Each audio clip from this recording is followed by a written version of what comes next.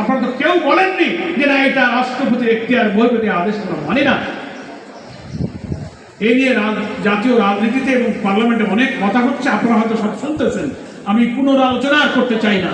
কিন্তু এই প্রশ্নটা তো আমরা করতে পারি প্রধানমন্ত্রীকে, যে প্রধানমন্ত্রী আপনি যে গণভোটের আগে উত্তরবঙ্গে শহীদ আবু সাঈদের কবর জিয়ারত করতে গিয়ে বলেছিলেন যে আপনারা গণভোটে হার পক্ষে ভোট দেন, প্রথম বলতেছিল না, তখন ছাত্র নেতারা জনগণ যখন বললো বিএনপি তো গণভোটে হার পক্ষে বলে না, বরং মিডিয়াতে দেখা যায় নার পক্ষেই যেন একটু ক্যাম্পেইন করে, নাকি বলেন? এটা হলে ওনারা একটু শরম পাইলেন, ইমানদার তো লজ্জা তো ইমানের অংশ, ওনারা শরম পাইলেন। এবং যাই হোক, আজকে যিনি প্রধানমন্ত্রী তিনি বললেন যে আপনারা হাতে ভোট দিন, তাহলে প্রধানমন্ত্রীর কথার উপর বিশ্বাস রাখতে হবে। আমরাও বললাম, সবাই বললো, 5 কোটি মানুষ ভোট দিয়ে হাকে জয়যুক্ত করলো 70%। তার অর্থ কি? হা জয়যুক্ত হওয়ার অর্থ হলো ওই 84টি সংস্কারের একমত হয়ে যেখানে ব্যালটে যে 4টি প্রশ্নের মধ্যে 84টি বিষয়ে আমরা একমত আছি কিনা সেই প্রশ্ন করা হয়েছে, আমরা হাতে ভোট দিয়ে আমরা একমত হয়েছি যে না এই আমরা প্রধানমন্ত্রীকে তো প্রশ্ন এবং জনগণও করতে পারে, তাহলে আপনি কি হাতে ভোট দিয়েছিলেন কিনা? যেহেতু আপনি হাতে মানুষকে ভোট দিতে বলেছেন, সংগত কারণে আমরাও বিশ্বাস করি যে না আপনি হাতে ভোট দিয়েছেন। তাহলে আপনি হাতে ভোট দেওয়ার অর্থ হলো আপনি 84টি সংস্কারকে মেনে নিয়েছেন, আপনি সংবিধানের 47টি পরিবর্তনকে মেনে নিয়েছেন। আপনারা যে নোট অফ ডিসেন্ট দিয়েছিলেন, গণভোটের ব্যালটে কোনো নোট অফ ডিসেন্ট ছিল না।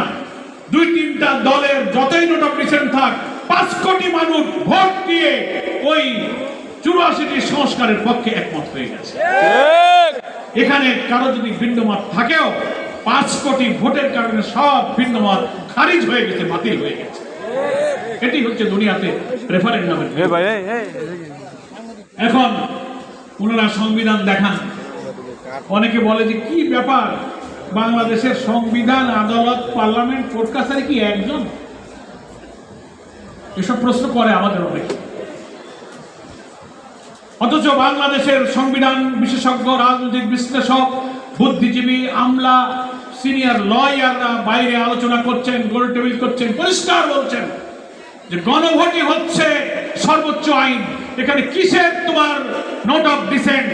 মানুষের মত, ভিন্ন মত, আমরা যাই বলি, বাংলাদেশের সংবিধানের আর্টিকেল 7 অনুচ্ছেদে দেখবেন পরিষ্কার বলা আছে, will of the power is sovereign, জনগণের অভিপ্রায় হচ্ছে সর্বোচ্চ আইন। আপনারা 50% ভোট পেয়েছেন, আর সংস্কারের পক্ষে 70% ভোট দিয়েছে। 50 বেশি না 70 বেশি? তাই 70-এর কাছে 50 বাতিল। জাতীয় নির্বাচনে কি হয়, যে কম ভোট পয়সা হেরে যায়। তারপরে হেরে গেছেন, জুলাই সনদ বিজয়ী হয়েছে, আপনারা মানবেন, কথা দিয়েছেন। জুলাই সনদের যে অঙ্গীকারগুলো জাতীয় সংসদে দক্ষিণ প্লাজে আমরা স্বাক্ষর করেছিলাম, ওইখানে অঙ্গীকারনামায় বলা আছে রাজনৈতিক দলগুলো এই জুলাই সনদ গণভোটে বিজয়ী হলে প্রত্যেকটি আইন এবং বিধান পূর্ণভাবে বাস্তবায়ন করতে হবে। সেখানে আরেকটা ওয়াদা আছে, এই জুলাই সনদের বিরুদ্ধে আদালতে কোনো চ্যালেঞ্জ করা যাবে না। অথচ বুদ্ধি করে ওনারা উকিলকে দিয়ে আদালতেও রিট করেছে। এখন পার্লামেন্টে বলে এটা তো সাবজুডিস, এটা আলোচনা করা যাবে না। মানুষ এখন জ্ঞানী হয়ে গেছে, সব বোঝে কিনা বলেন? সেজন্য আমি নির্বাচন উত্তর পরিস্থিতি বলতে গিয়ে বলছি বিএনপিকে যে হয় যারা পার্লামেন্টে এই বেশি সংবিধানের ব্যাখ্যার গণভোটকে বাতিল করার জন্য অর্ডিন্যান্স এনেছেন, গুমের আইন, সংবিধানের বড় বড় গুরুত্বপূর্ণ আদেশ বাতিল করা, মানবাধিকারের বিভিন্ন অর্ডিন্যান্স যে জারি হয়েছিল সবগুলো বাতিলের জন্য আপনারা চেষ্টা করছেন। গণভোটকে আপনি খারিজ করে দেবেন। সংবিধানের আর্টিকেল 7-এ বলা হচ্ছে জনগণের মতই হচ্ছে সর্বোচ্চ আইন, এবং তার ভিত্তিতেই তো অন্তর্বর্তীকালীন সরকার কেন হলো, এই পার্লামেন্ট এখন কেন হলো? এটা কি সংবিধানে ছিল? পার্লামেন্ট ইলেকশন সংবিধানের দিকে তাকাতে গেলে তো 29 সালে হইতে হয়, এখন গেলেন কেন? এখানে তো সংবিধান মানেন নাই, মেনেছেন কেন? জুলাইয়ের আন্দোলনে কোটি কোটি মানুষের অভিপ্রায়ের কারণে হাসিনা বিদায় নিয়েছে, ইউনূস এসেছে, নির্বাচন হয়েছে। এটা হচ্ছে জনগণের অভিপ্রায়। তবে এইটা মানতে পারেন আর ওইটা মানতে পারেন না। আমাদের গ্রামে বলে চাচির সালুনির জায়গায় জায়গায় লবণ। আমার যেটুকু ভালো লাগে ওইটুকু আমি মানি, আল্লাহ লাগে না ওইটা মানি। বাংলাদেশের সংবিধানে আছে, এখনো আছে তফসিলে বর্ণিত, প্রত্যেক সরকারি দপ্তরে শেখ মুজিবুর রহমানের ছবি টাঙাইতে হবে। তারপরে আছে জাতির পিতা বলতে হবে তাকে, স্বাধীনতার ঘোষক বলতে হবে। এখনো স্বাধীনতার ঘোষক হিসেবে কিন্তু এখনো শেখ মুজিবের নাম আছে সংবিধান। তা আপনারা তো সেটা মানেন না। সংবিধানের সব মানলে তো মানেন। শহীদ রাষ্ট্রপতি জিয়াউর রহমান কিন্তু আমরা স্বাধীনতার ঘোষক মানি নাকি বলেন? আমরা মানি। এই সংবিধানের যা যা গণবিরোধী ফ্যাসিবাদী শক্তি স্বাধীনতার পরে এই সংবিধান ৭২ সালে স্বাধীনতার পর শেখ মুজিব যখন ভারত সফর করেছিল, বাংলাদেশ ইন্ডিয়া ফ্রেন্ডশিপ ট্রিটি নামে বাংলাদেশের সংবিধান ভারতের সংবিধানের অনুকরণে কিভাবে হবে ইন্দিরা গান্ধীর গাইড দিয়ে এদেশের সংবিধান বানিয়ে এখানে সমাজতন্ত্র, ধর্মনিরপেক্ষতা, প্রধানমন্ত্রী অসীম ক্ষমতার অধিকারী করে রাষ্ট্রের দলীয় কর্তৃত্বের সব বিধান আমাদের সংবিধানে রাখা হচ্ছে। এটাকে আমরা পাল্টাতে চেয়েছিলাম। সেজন্য আমরা এই প্রসঙ্গটা শেষ করতে চাই এই কথা বলে, এই সংকট তৈরি করেছে বিএনপি, আমরা না। নাকি বলেন কারাই সংকট তৈরি করেছে? আমরা তো শান্তিপূর্ণ রাজনীতিতে বিশ্বাস করি। আমরা তো নির্বাচন ইঞ্জিনিয়ারিং হয়েছে, আপনারা সাবেক উপদেষ্টা স্বীকার করেছেন নির্বাচন বাতিল করো, মানে না, এইসব তো বলেনি। কষ্ট করে মেনে নিয়েছি আর নির্বাচনে অভিযোগ চাইব না আমরা মামলা করেছি, পার্লামেন্টে আমরা গিয়েছি।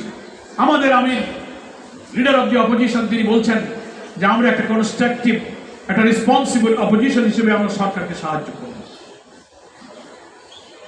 তার কি এই কৃতজ্ঞতা যে আপনি ৫ কোটি মানুষের গণভোটকে অর্ডিন্যান্স জারি করে পার্লামেন্টে বাতিল করে দেবেন? রাষ্ট্রপতির আদেশকে আপনি মানলেন না, এক জায়গায় মানেন আর এক জায়গায় মানেন, সংস্কার পরিষদ করলেন না। ওনারা বলেন ওনারা যেটা যেটা পছন্দ করেন সেটাই ওনারা ওনাদের মতো করে বিল করে করতে চান। জনগণ তো গণভোট সেই জন্য দেয় নাই। এখন দায়িত্ব যারা পার্লামেন্টে এটাই ওকালতি করছেন সরকারি দলের, তারা হা ভোটে ভোট দিয়েছেন কিনা এটা জনগণকে বলেন। যদি বলেন হ্যাঁ দিয়েছি, তা আপনারা হা ভোটে ভোট দেওয়া মানে এই ৮৪ সংস্কারকে মেনে নিয়েছেন আপনারা। আপনার ভোটকে আপনি অস্বীকার করছেন কেন? আপনি তো ভোট দিলেন, আপনি আমার এটা মানেন না কেন? তাই বলেন যে আমার ভোটকে আমি মানি না, অথবা বলেন যে আমি মুখে বলেছিলাম হাতে ভোট দাও, কিন্তু আসলে আমি হাতে ভোট দিইনি, তা বলেন। তাহলে আমরা বলবো যে আপনারা জাতির সামনে প্রতারণা করছেন, আপনারা খুব ইমানদার। এই জন্য বিরোধী দলে যারা আমরা আছি 11 দল, আমরা বলেছি যে সংকট পার্লামেন্টে সমাধান হওয়ার কথা ছিল সেই সংকট ক্ষমতাসীন দল পার্লামেন্টে সমাধান করার দিকে যাচ্ছেন না। জনগণের অভিপ্রায় পেয়ে পার্লামেন্টে আমরা যারা গিয়েছি, গণভোটে যারা ভোট দিয়েছে, যেহেতু সংকট সমাধান করে আমাদের সংস্কার করতে হবে, তাই যারা এই জুলাই সনদের জন্য রক্ত দিয়েছিল, ভোট দিয়েছে গণভোটে, আমরা এখন সেই জনগণের কাছেই চলে গেছি। এখনো সময় আছে, পার্লামেন্টের অধিবেশন চলছে। আমি আজকের এই টঙ্গীর কর্মী সম্মেলন থেকে আহ্বান জানাবো, আপনারা এখনো সময় আছে, পার্লামেন্টে সংবিধান সংস্কার পরিষদের শপথ গ্রহণ করুন, জুলাই সনদকে সেখানে আলোচনায় নিয়ে আসুন, আইনে পরিণত করুন, সংবিধানের তফসিল অন্তর্ভুক্ত করে এই জুলাই সনদের চ্যাপ্টার শেষ করুন। রাষ্ট্রপতির আদেশে বলা হয়েছে এই কাজটা হয়ে গেলেই সংবিধান সংস্কার পরিষদ ভেঙে যাবে, তখন এমপিরা শুধু এমপি হিসেবে বাকি কাজ করবে। ওনারা মানছেন না, জনগণের কাছে আমাদেরকে যেতে বাধ্য করেছেন বলে 11 দলীয় ঐক্যের পক্ষ থেকে জনগণকে সাথে নিয়ে গণভোটের রায় বাস্তবায়নের জন্য দুর্বার আন্দোলন গড়ে তোলার জন্য আমরা জনগণকে এখন সামিল করার সিদ্ধান্ত নিয়েছি। গতকাল থেকে গণসংযোগ পক্ষ মহানগরীতে বিক্ষোভ, জেলায় জেলায় বিক্ষোভ, জাতীয় সেমিনার, প্রথম দফা কর্মসূচি হয়েছে। আমরা এই প্রোগ্রাম একসাথে থ্রো করেছি, এরপরে আবার শীর্ষ নেতৃবৃন্দ পরবর্তী প্রোগ্রাম দেবেন। একসাথে পার্লামেন্টে লড়াই চলবে, এদিকে রাজপথেও ইনশাল্লাহ লড়াই চলবে। গাজীপুরের সংগ্রামী জনতাকে